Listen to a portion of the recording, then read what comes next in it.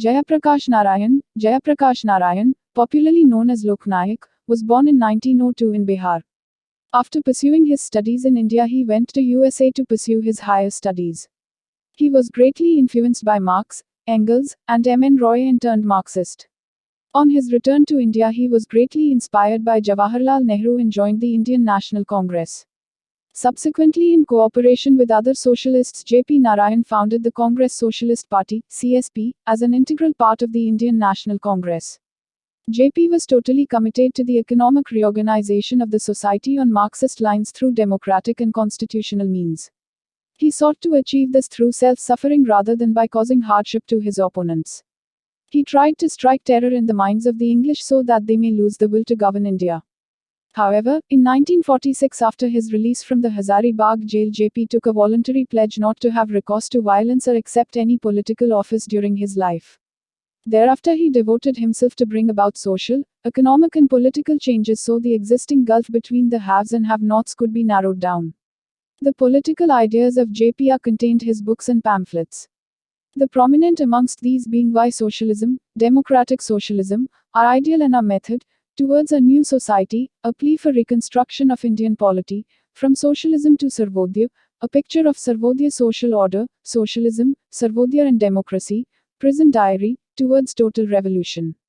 J.P. regarded man as a political animal because he possessed reason and was capable of distinguishing between just and unjust, good and bad, fair and foul etc.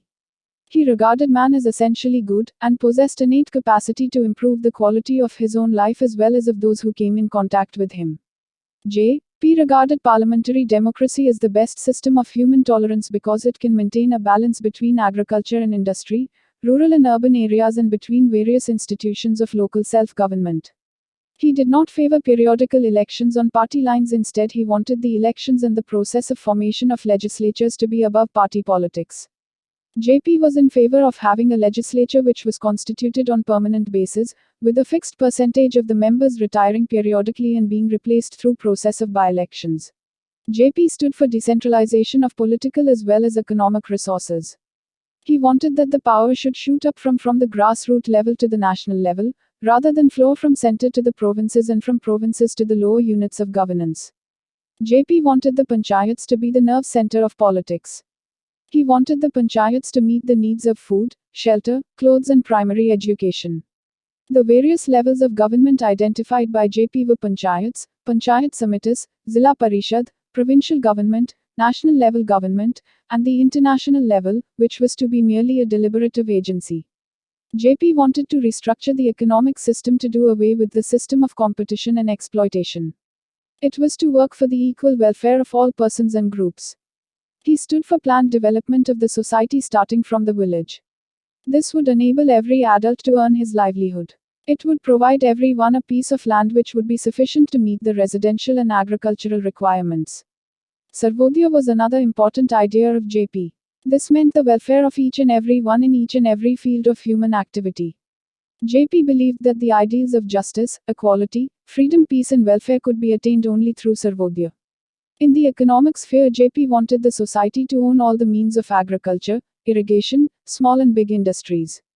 He wanted the peasants and workers to have a share in the management of these. J.P. believed that the ideal of Sarvodaya could be achieved only by transforming the human nature.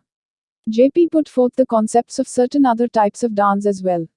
These included Bhudan, Gramdan, Sadhandan, Buddhidan, Shramdan, Premdan. The various types of dance ensured sharing of mental, moral and material resources. The concept of total revolution was another important contribution of J.P. to the Indian political thought.